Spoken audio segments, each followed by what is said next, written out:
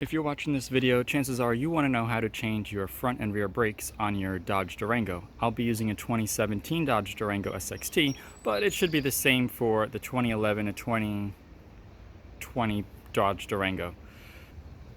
But if you have the slightly newer Durango, which is the 2014 onward with the solid single rear light bar in the back, that looks like that instead of having a light here and a light there like older cars, then this should be identical to that. If it doesn't have that, it's a 2011 and 2013, then it may be just a hair different, or at least the torque spec might be a bit different. So again, this video is for the brakes only, the brake pads, not the rotors, but I'll be telling you how to do that if you need to. And just to start off, the tools you're going to need. Of course, you're going to need your brake pads. I'm using the TRQ, Trusted Reliable Quality. They're decent quality, they're not high-end, so don't need any high-end. This is not SRT.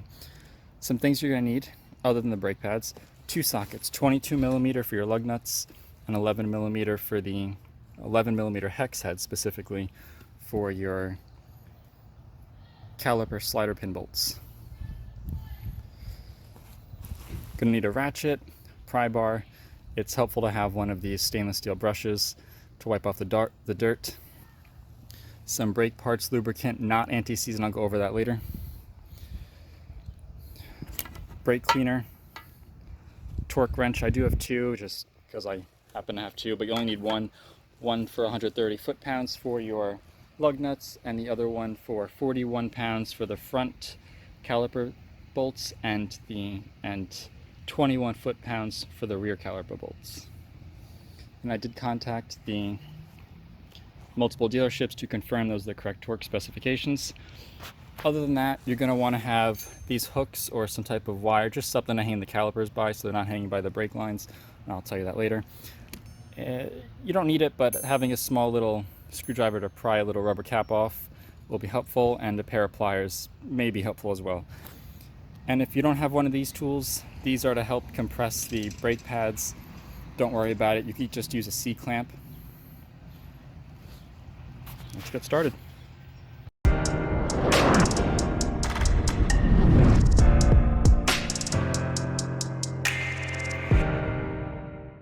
So first, to jack up the car, I'm going to put the floor jack right over here, and then I'll have a jack stand on the pinch weld over here, which is technically where you're supposed to lift it up, hence this little cutout right here. The included jack goes in here. If you don't have a floor jack, you could just use the included floor jack in with the car, but I do, so I'll be using this. So once you have the car supported, you could remove the lug nuts. They're 22mm. If you don't have an impact wrench like this, that's fine. You're going to loosen these with a breaker bar while the car is still on the ground. However, with this, you could loosen them while they're up in the air.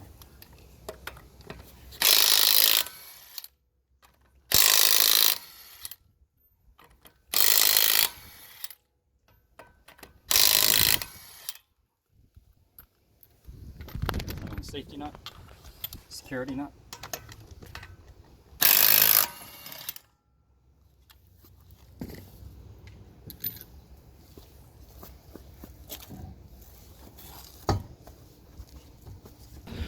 So to get to the brake pads, you're going to need to remove the caliper. There are two bolts, one right here, one in the back. They are 11mm hex, not your standard socket. They're the male part of the hex. And there are rubber caps on them, as you can see right here. That's why you might need a small screwdriver to just get in there and pry it out. So get in there and just pry that rubber cap out. And then the same thing for the bottom one. This is the bottom one right here.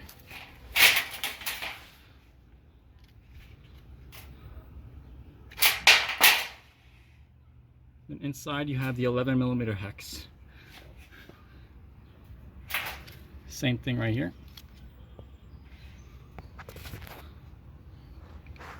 And those are the only bolts you have to remove to take out the caliper. Before you do that, you're going to want to compress the pistons just enough so that this slides off pretty easily. And that way it'll be easier to put the new brake pads on when you put on the caliper. To do that, I'm going to go to the engine bay. In this corner, this is the driver's side. You're going to see the brake reservoir. This is the cap for that. I already did, but you're going to take a towel, just clean up any excess dirt over here, and just loosen that. let it sit there. That way when you compress the pistons, it's easier for them to go back. You're not creating excess pressure in the system. Next up, you're going to want to use a pry bar. There's a little groove here between the caliper and the rotor. I would use a pry bar in there and just try to force the caliper pistons in a little bit.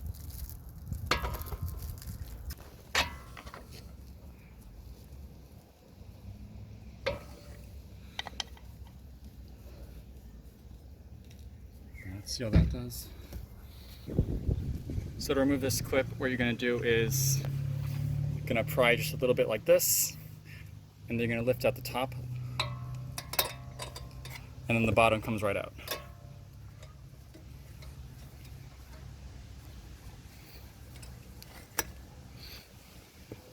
And then this is the clip. So this is the 11mm hex socket you need. I'm going to put it on my wrench, and I would, once you put it in the bolts, try to break it free. That's good. And then the same thing for the bottom, because you want to make sure both come free and don't strip out or anything like that before you keep going. Okay, they're both free.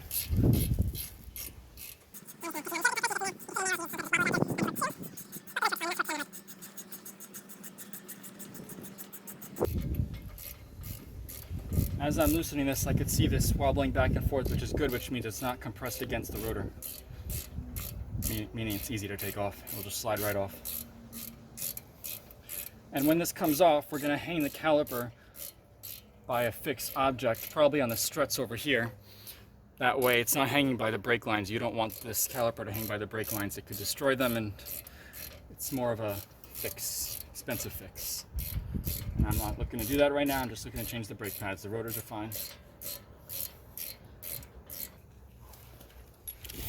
That's one. You're on.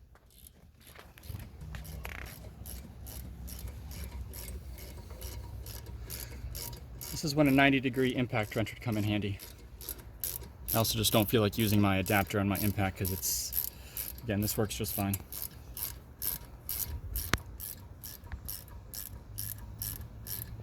Now, as it gets loose, you want to be careful this doesn't just drop. Now it's resting on the caliper bracket, which is this thing, so it shouldn't just drop.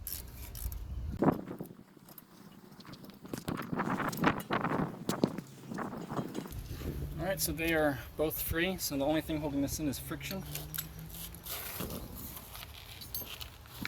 This is where you want to get the hooks from. I'm going to put one hook on the strut, which is the coil, and the other hook just down from there, because it's a tall gap. So now it should just slide right off.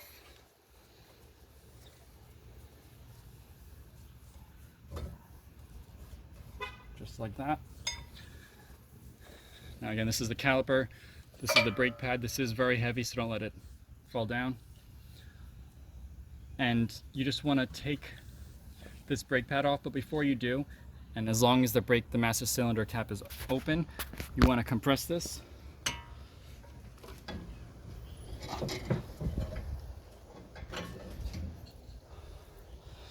So if you look, it's loose. All these cables are loose, which is what you want.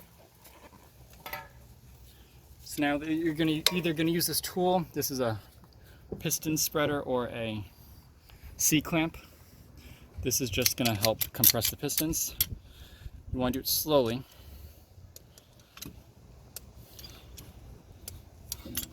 Another way is if you can keep that cap closed and just do this without opening it, but it makes it a little harder. Other than that, you could open this bleeder screw a bit as you compress it. But I'm not a fan of that because it may introduce air into the system, and I don't really want to bleed the brakes right now.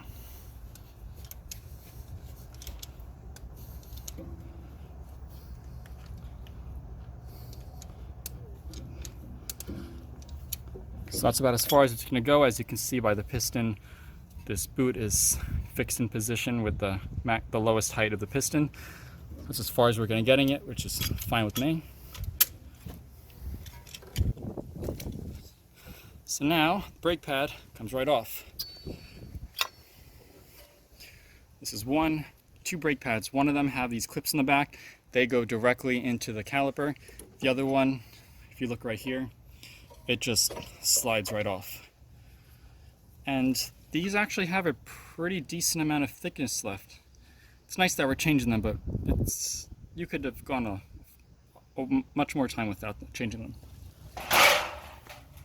So I'm only going to be doing the brake pads, as you've realized by now, but if you did want to get to the rotors, all you have to do is remove this caliper bracket. To do that, you're going to take off this bolt right here, this one right here. I believe they're 16 millimeter. And then the caliper bracket comes right off. And then take off this O-ring right here, otherwise the rotor won't come off. Once that's ready, the rotor should come right off just by pulling it. If it doesn't, take a lug nut, thread it on, just a decent amount of threads, like halfway.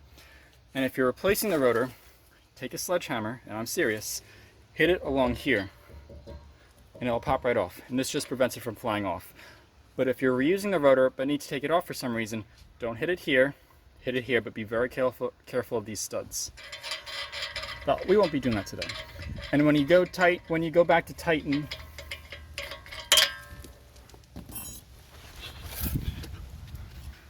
the bolts for the mounting bracket, the front caliper is 125 foot-pounds. So a good thing to do, good practice, is to clean this hub, especially if there's rust. Now this isn't so bad, but just take a wire brush, and you can see the difference. You don't want any flakes in there, because it's possible if you have some big flakes in there that you'll experience some type of wheel pulsation when you drive your car. That's one of the reasons. Nothing special, just a little something.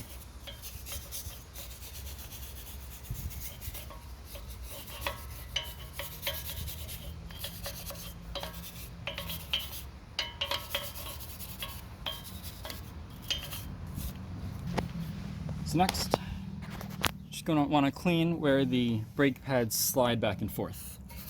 Again, wire wheel brush. Now it is easier if you take off the bracket to do this, much easier, but it's not necessary. Now these are not rusted, they're just dirty, which is great, because if you have an older car like my 4Runner, it's a lot worse.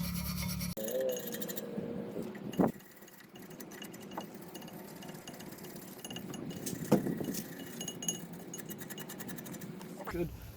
So now you're going to want to take some brake parts cleaner and just spray the area. And then you have something to catch it, because it's not the best for the driveway.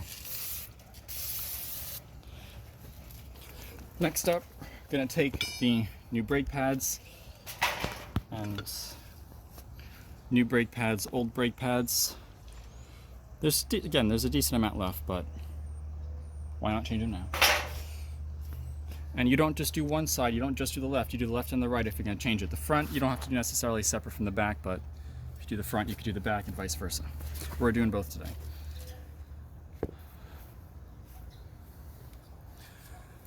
So these clips, they seat right in this hole.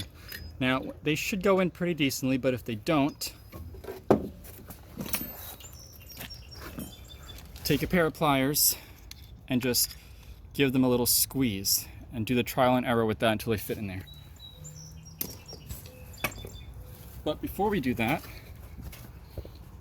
since these are cleaned, those are still drying, you want to apply a brake parts lubricant to those areas of contact between your caliper and your brake pads. Do not use anti-seize. Anti-seize is used for static areas such as the wheel hub compared to the wheel. But since this part is going to be moving against this, that's not static, that's dynamic, it's going to be moving. So you need to use a specific brake parts lubricant that is able to withstand the extreme heat that your brakes may generate. You do not need an excessive amount, just a little bit. Places of contact, so on here,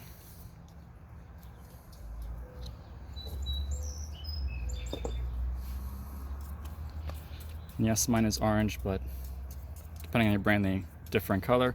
And here, not on the surface.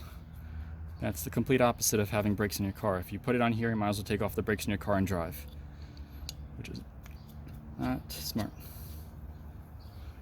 Now that that's in, you have an inward over here and an outward portion over here. The outward goes here, and if you try to put it in this way, it's just not going to fit inside the caliper or on here, so it really is just one direction. So again, they just clip right in. Let's see that, just like that. Push down.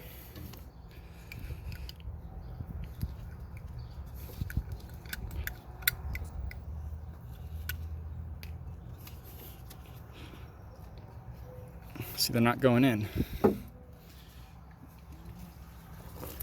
Which is why it's always helpful to have one of these pliers on hand. Gonna give it a little squeeze.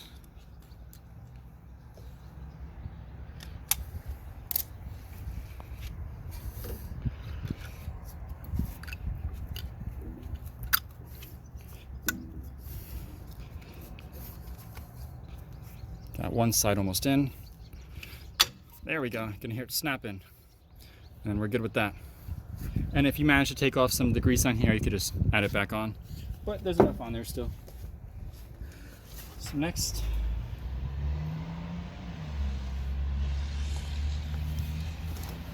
I'm gonna take the other ones and gonna put it on the tops where they slide up against here. Now, if you want, you could always just apply it directly to this. I'm not, because I have the brake pads here and I don't want to get it on the rotor by accident.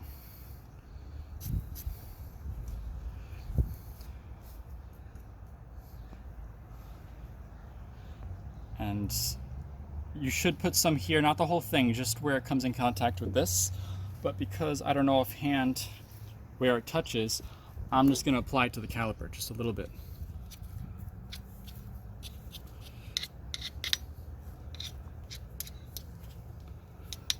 That's all you need. You don't need a lot.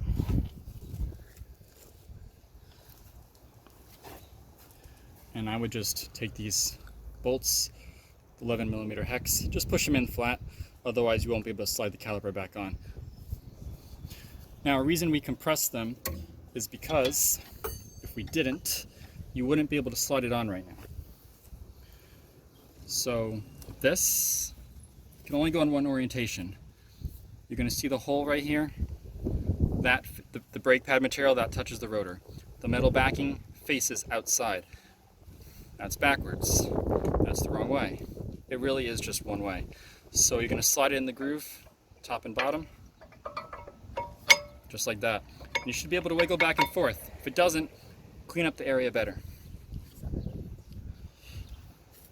So now it should just be able to slide back on, just like that. Now you might have to push in a little bit, and I would take the bolt on the top and bottom,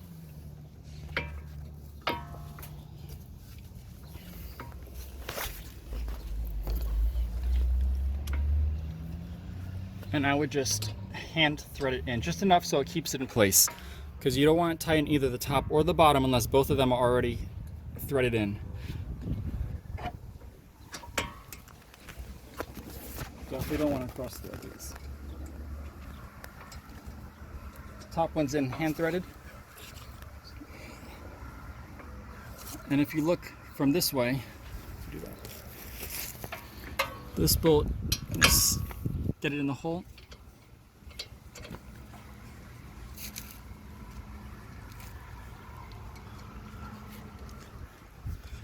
Another reason you do it by hand first, because if it feels hard and it's getting tight, you're cross-threading it. Reverse it, take it out.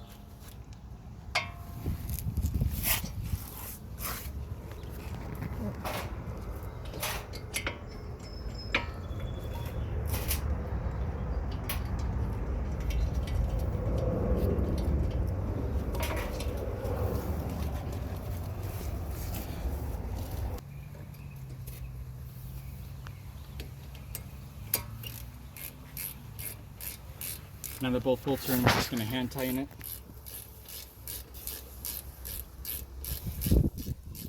would be much easier to use the impact here, but again, it's not necessary. And I don't want to accidentally strip it. So once it's tight, stop that one.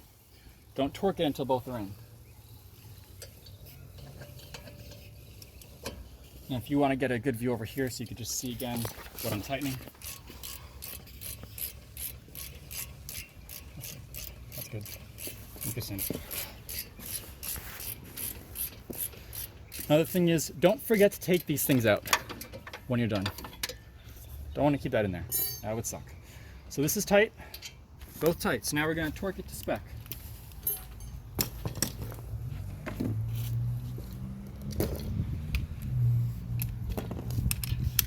So I got my torque wrench. I have it set to 41 foot-pounds. This is just for the front of the car. The rear, these bolts would be 21 foot-pounds, but again, for the front it's 41. And if you took out the caliper mounting bracket, that's 125 foot-pounds. But this is just 41. If you don't have a torque wrench, that's it. I heard the click, so that's it. It doesn't take much force. So once it's hand tight with the wrench, if you don't have a torque wrench, maybe go a 1/16 of a turn more.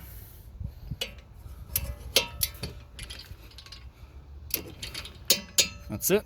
Those are tight, both torqued. And then don't forget your bit, your socket. After that, you want to put on your new one of these hardware pieces. So to do that, I would just start it like this. Sorry, like this.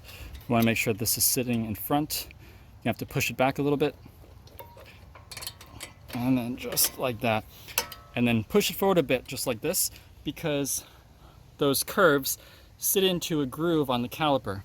And you'll know if they're in if you give it a little tug. So, bolts are in. Hardware is in. Not necessary, but it came with the car, so I would keep it as is. These are the rubber caps that just protect. If you look over here, it just protects those 11mm hex bolts from the elements. So top and bottom, that's in. And again, when you put this on, just make sure there's no odd turning or twisting in this brake line or the ABS wire. You want to make sure it's straight just as it was before you took it off. And that's good. If you're replacing the rotor, I would double check that you have this dust shield or a shield that protects the rotors from debris. Just turn it and see if you hear anything. Give it a look, just make sure there's nothing behind it that's scraping against. This one's good. So anti-seize. So I'll be applying that here on the rotor to where it touches the hub. Sorry, where it touches the wheel. You don't need a lot, just a little bit.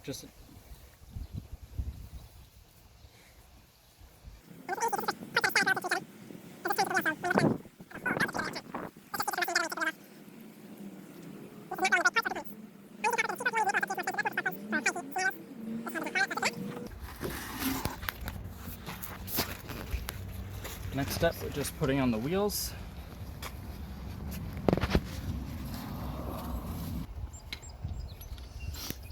So now we're going to be doing the rear brakes.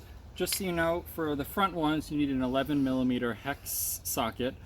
This is the longer one compared to a stubby one, and the longer one just worked for me. I didn't try if the shorter one would work. But for the rear, you need the short 7mm. It doesn't have to be this short, but it can't be the long one. The long one just won't fit for the bottom bolt on the caliper. And the rear pads are much smaller actually than the front.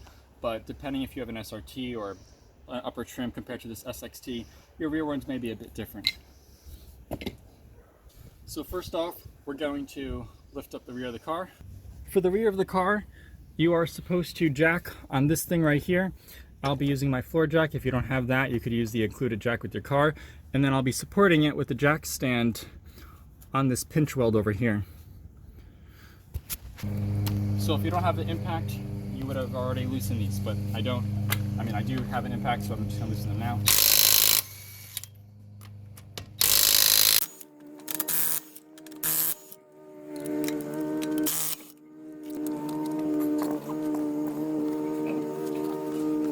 considering I have a jack stand, I don't need the tertiary support of the wheel, but it's always best practice to keep it under the car just in case while you're working on it.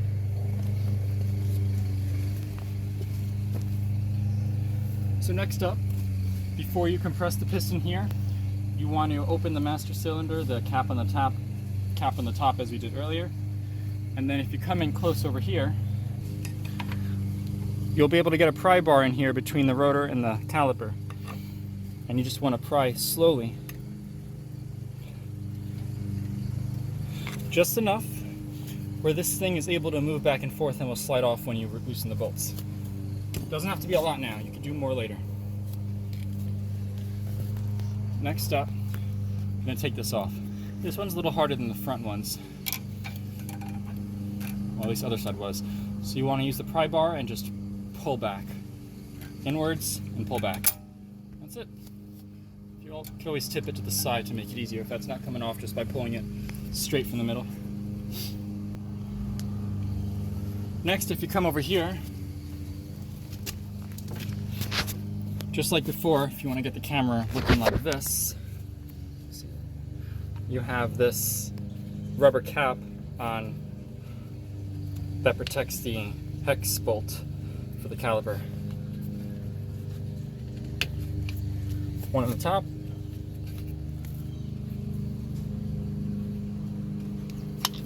and one on the bottom.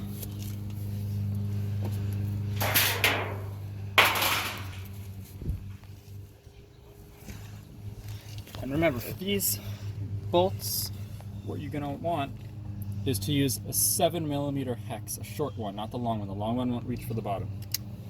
So before you take both of them completely off, just get them in there and break it loose. That one's loose. And then for the bottom one,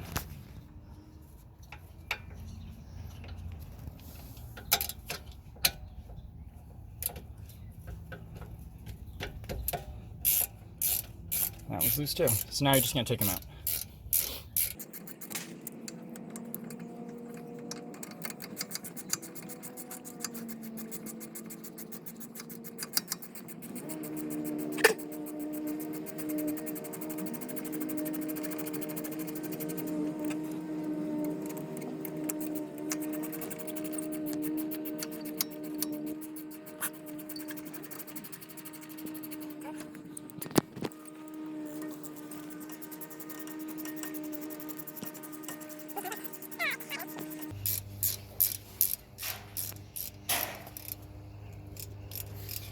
Once you get close to taking the bolt out, just make sure you're holding the caliper, you're supporting it. You don't want it to just drop down and yank the flexible brake hose.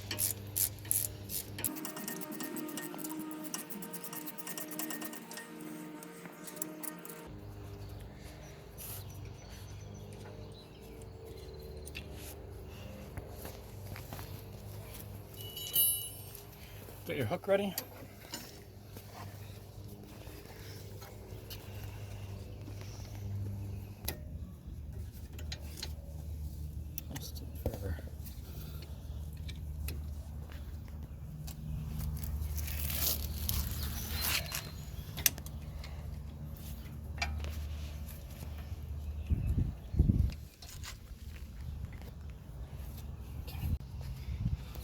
All right, now that they're off, should be able to just slide this right out, and then you got the caliper with the brake pad still attached. This is a good time to compress the piston. Now remember, we're going to do it slowly. If you don't have this tool, you could use a C-clamp. They're like $5 on Amazon. Not this tool, the C-clamp. This is around 50.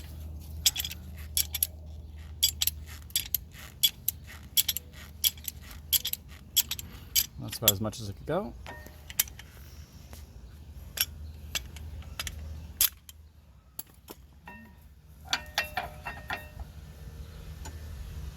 So now all we're going to do is support this, and we're going to pull it out. And again, brake pads, one of them has this clip, the other one does not. The one with the clip goes in here. Alright, so now that the caliper is off, we can start cleaning it up and putting the brake pads on. However, if you want to continue with take off the rotor or this caliper bracket, or technically the rotor, you have to do this caliper bracket first. If you look over here, if you come on this side, there are two bolts, one right here, one right here. Those are both 18 millimeter. And once that comes off, the caliper bracket right here comes right off. And just so you know, when you put those back on, they get torqued to 89 foot-pounds, and I confirmed that with multiple dealers, for this car at least.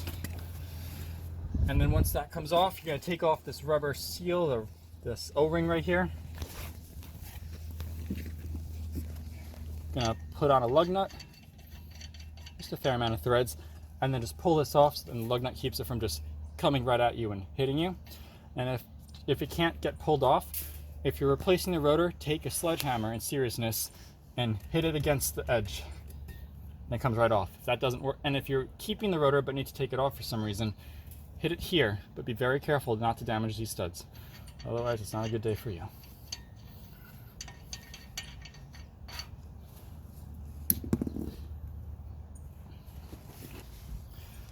So first, I just want to give this a clean. If you have an air-powered tool, this would work great too.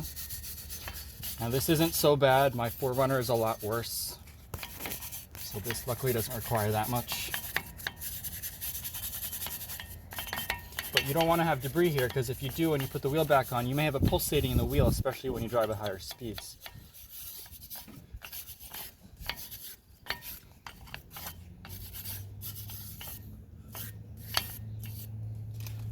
And same thing for where the brake pads sit, on here on the other side too. Want to clean up those. It is much easier to do when you have this bracket off. But again, we don't need to take it off, so I'm not going to take it off. It's mostly just brake dust here. Older cars, or you may have a lot more rust, in which case you really need to work on it. But it's mostly just dirt over here.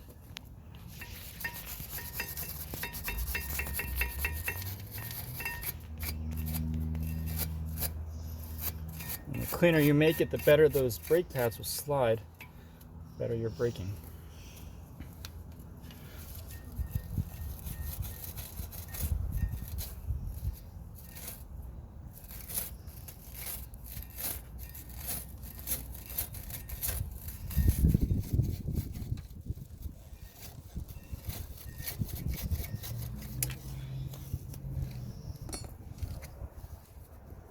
Once you do that, you're going to just give it a little clean with the spray with the brake clean.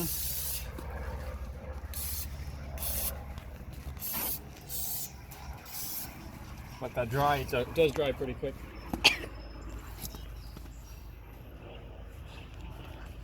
While you do that, you can get your new brake pads ready.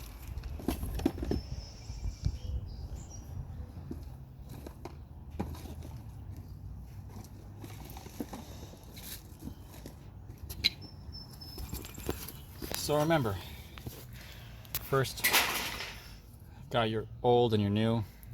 These aren't horrific. They could last a little bit more, but still gonna change them. You have your squealer on this one, so when your brake pad gets below a certain thickness, a few millimeters, I believe, you'll start hearing a screeching when you drive. So the one with the squealer in this specific car goes on the outside. Typically, I've seen the ones with the squealers go on the inside. However, with this car, the brake pad has a clip that goes directly into the caliper, and that one is obviously into the caliper, the piston specifically. So we're going to prepare this.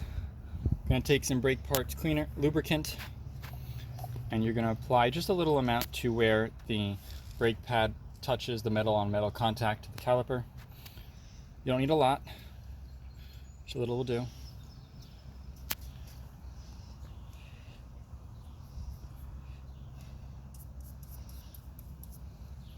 And the edges too, where it slides. And this also helps to prevent some rattling. Makes it smooth, but the more you put on, the more dirt it's gonna attract over time, so just be aware of that. So you have the inward curve and the outward curve. The outward curve goes closer to this. It follows the curve of this. So it's like that. And it should just get pressed directly onto here.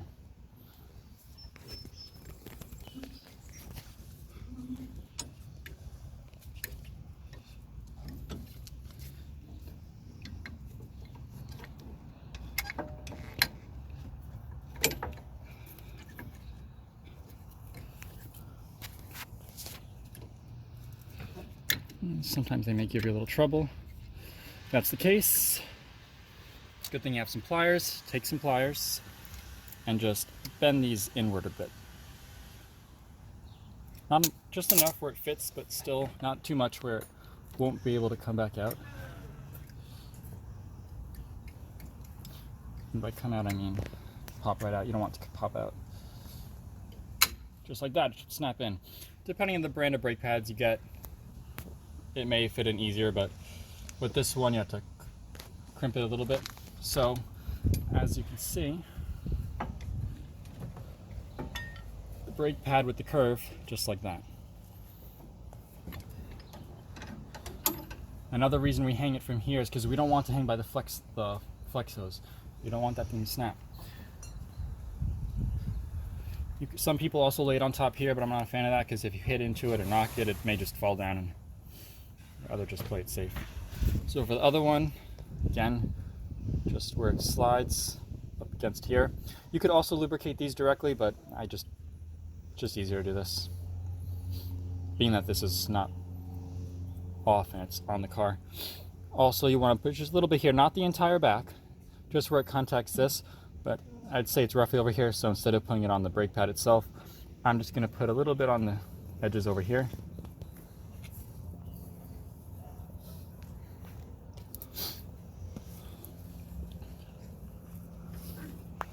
You don't need a whole lot, just a little bit, just something.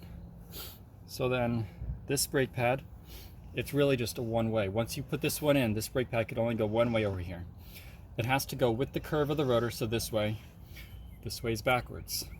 Don't put it on backwards. The brake pad material should be touching the rotor. So put it in at an angle, slides right in. And you want, if it doesn't move back easily like that, clean up the caliper bracket better.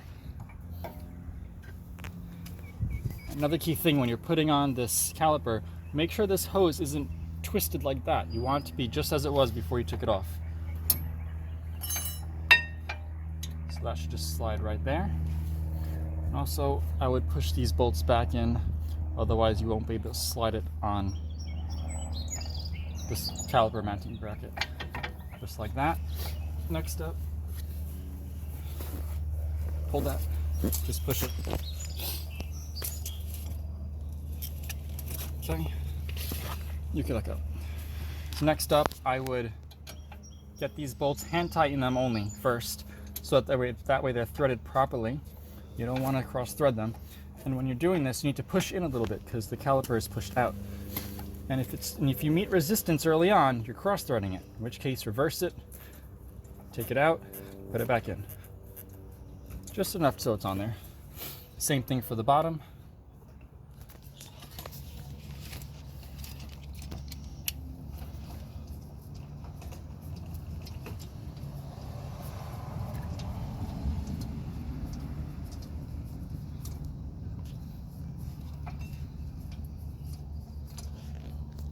Okay, so now we could do it with the ratchet.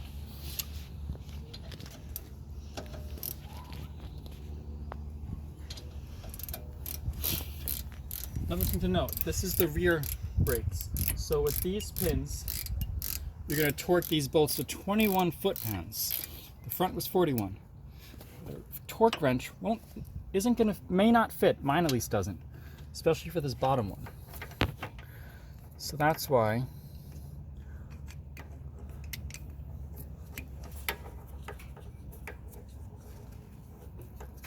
where's the thing?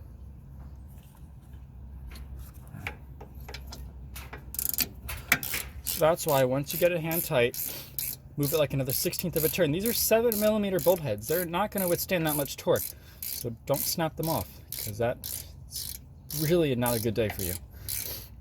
So it's tight. It doesn't move any easier. Just take it. That's it. No more anymore. It's going to snap it right off.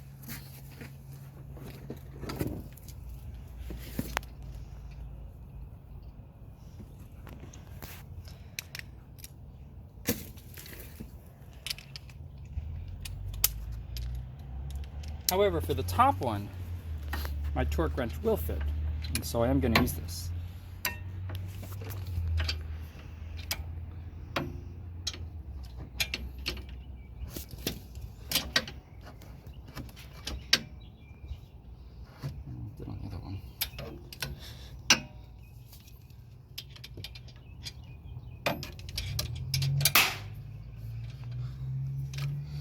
There you go, just have to get it at the right angle.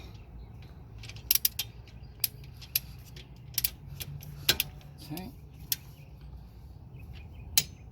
It really doesn't take that much. That's on there. So last, I want to take this hardware. You're going to want to make it sure it sticks on the ends over here first. And then you're going to have to push this in while squeezing here. So squeeze this together and just keep these tabs on this side, not over here.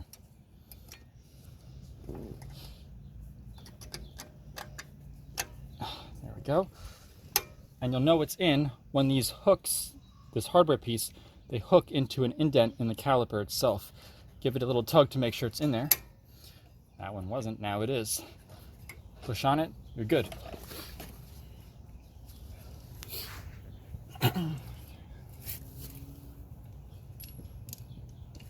Again, don't forget these rubber caps.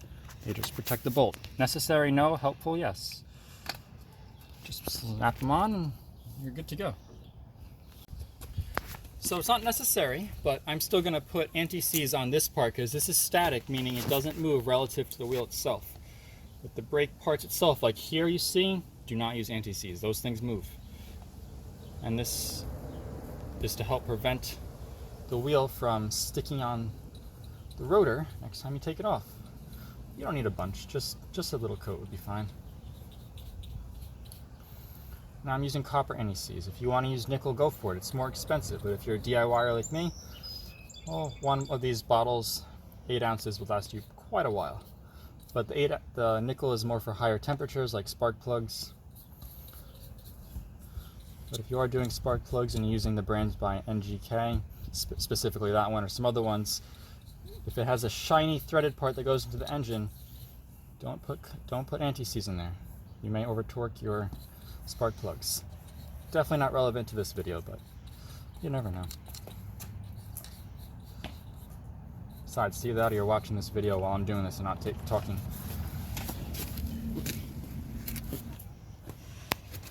Next up, wheel goes back on. But before you do that, just double check. You have that hanger or whatever you used to hold the caliper. If you did, just make sure that's off. Make sure the nuts, any bolts you took off are torqued. Caps are on, hardware is on, seized up, and make sure that this can move freely. Look behind here, especially if you take off the rotor, to make sure this shield doesn't touch the rotor.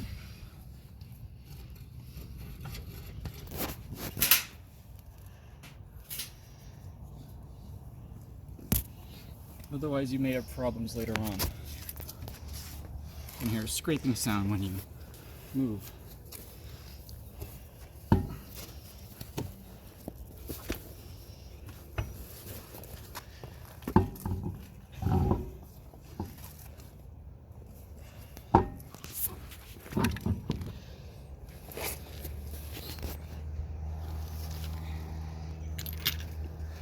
Again, always hand threaden or hand tighten any nut bolt that you put on before you use any type of wrench or electrical device for extra leverage.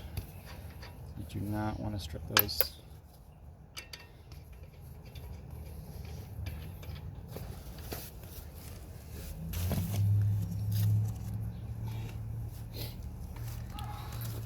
A few threads is all you need. And then while the car is still up, I'm gonna make sure this is pressed flat against the back, the rotor. I'm gonna tighten them up. If you want to do it by hand or a wrench, that's fine until they're snug. But do it in a star-shaped pattern if you're gonna do that. And then you're gonna finally torque them with the torque wrench when it's on the ground.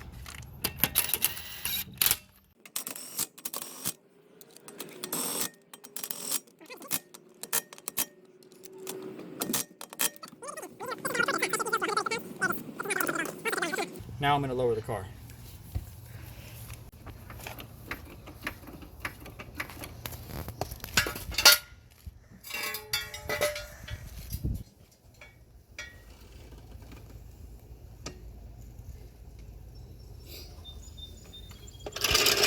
Whenever you lower the car, if you're using a floor jack especially, do it gently. Don't just let it drop. Not good for the suspension or the car parts. At least you don't want to.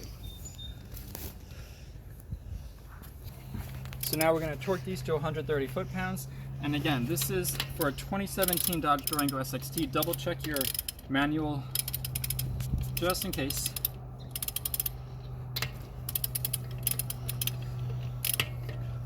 But 2014 to the current Dodge Durangos should be the 130 foot-pounds.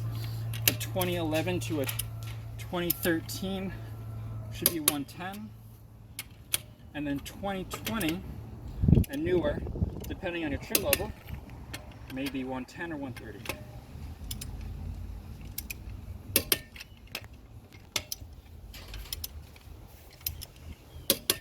That's it. The last thing, come over here, and again, if you haven't done this already, make sure your cap for the brake fluid is on there nice and secure. Good. That's it for that. Very last thing, especially when you do your brakes, get in the car, give it a few pumps. See, it's just air. These are just helping expand the calipers, the pistons technically. Slow. Just want to build up pressure. Now it's getting rock hard.